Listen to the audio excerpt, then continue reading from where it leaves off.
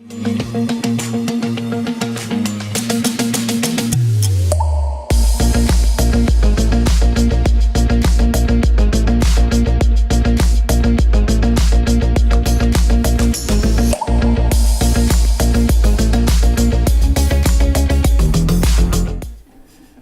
you hit the nail on the head, and it does work as long as you work. You know, pretty much open houses is something that I do regularly every weekend.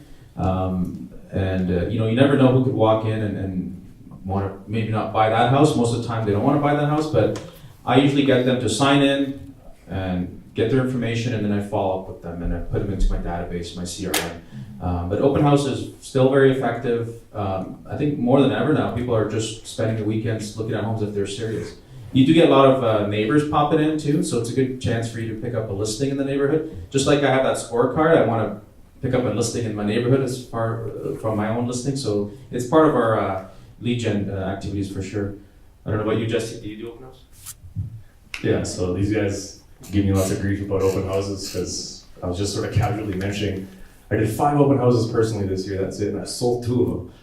I'm like, why did you only do 5? It's like, are you crazy? And I'm like, yeah, that does sound really ridiculous. Like, I don't know why I don't do them. So, you know, as much as you can sit here and preach and talk, you're always going to be succumb to your own flaws and everything too. Like, so I hate that. I hate open houses. Like, I would rather stab my eyes with hot needles than go to an open house. I hate them that much. Plus, like, with kids and sports and weekends, it just doesn't really mix. But I would say that when I have had success at open houses, it's because I didn't half-ass it. You go all the way, you do the right things, you get them to sign in, you're just trying to pick them up as a client, you're not there to sell that actual house, right, for the most part. So yeah.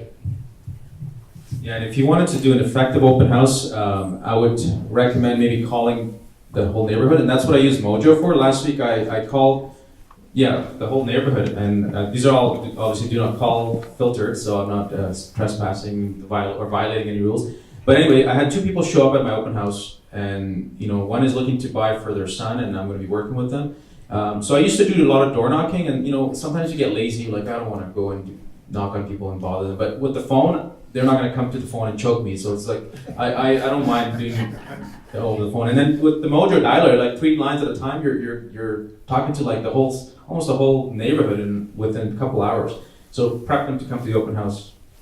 Absolutely. And make the open house a celebration of the community. So your neighbors are like the biggest advocate. I've had so many clients go, I don't want to know about an open house because my neighbors will come through and say, yeah, because then they're going to go back to work and say, oh my God, you got to see this house, and you'll be right down the street. And we hope this person talks a lot at their office, at the Girl Guide meetings, at all these things. One of our agents that's in the audience, Jamie, did a phenomenal job. She knocks it out of the park, and she does really creative open houses. She's done things where she's featured yoga. She's done an evening one where she invited the entire apartment building over, and it was awesome, and actually had a showing during that time in this condo. So there's really creative ways, and this is again an opportunity to lean into the community. We're going to be a little bit slower this year, so building having the consistency, finding the right applications to help you with that consistency to grow your business, because when a business comes back, you'll be the first in line.